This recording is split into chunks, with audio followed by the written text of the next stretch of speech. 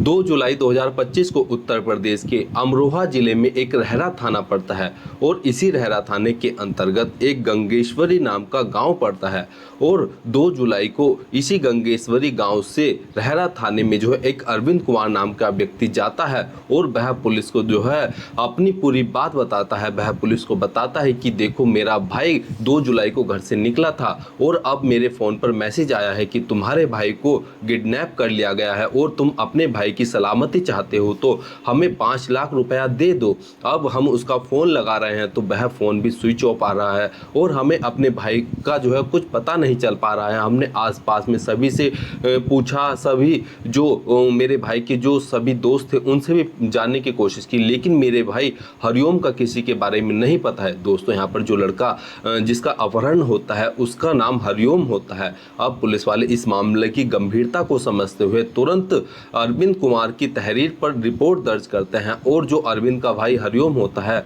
उसकी तलाश शुरू कर देते हैं। अब पुलिस वाले अरविंद कुमार से वह फ़ोन नंबर लेते हैं जिस नंबर से अरविंद के फ़ोन पर व्हाट्सएप पर अपहरणकर्ताओं का मैसेज आया था, जो फिरौती की रकम मांगने का मैसेज आया था। अब पुलिस वाले उस व्हाट्सएप नंबर को जो है तुरंत अपनी सर्विलांस टीम को देते हैं और उनसे उस नंबर की लोकेशन ट्रेस करने के लिए कहते हैं। सर्विलांस भी जो है उस फ़ोन नंबर को लेकर उसकी तुरंत लोकेशन ट्रेस करना शुरू कर देती है। तो दोस्तों, इस फ़ोन की जो लोकेशन आती है वह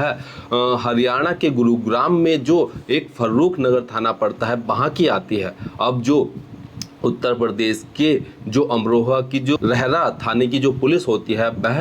गुरुग्राम के फर्रुख नगर थाने से कांटेक्ट करती है और उनकी मदद से जो है उस लोकेशन पर पहुंचती है जहां पर से उस अपहरणकर्ता के फ़ोन नंबर की लोकेशन आ रही होती है। और दोस्तों, जैसे ही पुलिस उस लोकेशन पर पहुंचती है और उस व्यक्ति को अरेस्ट करती है तो दोस्तों, पुलिस वाले इस चीज़ को देखकर दंग रह जाते हैं कि जिस लड़के की अपहरण की जो रिपोर्ट थी वह दर्ज की गई थी, वह लड़का तो खुद ही अपनी खुद को अपहरण की बात कर रहा था और उसने अपने घर वालों से खुद ही 5 लाख की फिरौती की डिमांड की थी। दोस्तों, यहाँ पर पुलिस वाले इस हरिओम नाम के लड़के को अरेस्ट करते हैं और इसे तुरंत अमरोहा के रहरा थाने में लाया जाता है। अब हरिओम के माता पिता, भाई बहन को भी वहाँ पर पुलिस स्टेशन बुलाया जाता है और पूरी कहानी जानने की और इसके पीछे जो पूरी सच्चाई होती है कि आखिर हरिओम ने खुद का अपहरण कर खुद अपने घर वालों से क्यों 5 लाख की फिरौती मांगी। तो दोस्तों, यहाँ पर पुलिस वालों को पता चलता है कि हरिओम की एक गर्लफ्रेंड है और वह गर्लफ्रेंड जो थी हरिओम पर शादी का दबाव बना रही थी, लेकिन हरिओम उससे शादी नहीं करना चाहता था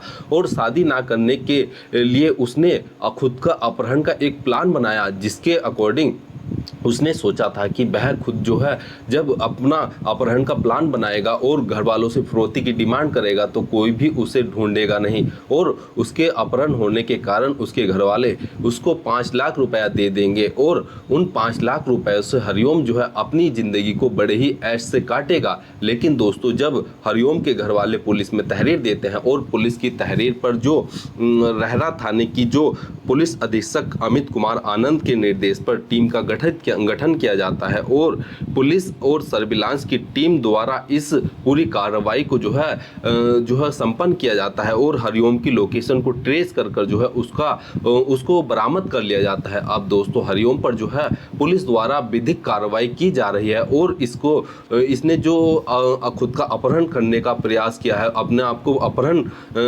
करवाया है और खुद ही घर वालों से फिरौती की डिमांड की है, तो उसके ऊपर जो कार्रवाई होगी, जो धाराएं होंगी वह हरिओम के ऊपर लगेंगी। लेकिन दोस्तों, गर्लफ्रेंड ने शादी का दबाव बनाया तो वह खुद को ही जो है इस तरीके से दिखाता है कि जैसे उसका किसी ने अपहरण कर लिया है और अपहरण करने के बाद उससे जैसे 5 लाख रुपए की फिरौती उसके घर वालों से मांगी गई हो। लेकिन हरिओम यह नहीं सोचता है कि आजकल जो है टेक्नोलॉजी का ज़माना है और इस तरीके से अगर कोई फिरौती की डिमांड करता है तो वह तुरंत पकड़ा जाता है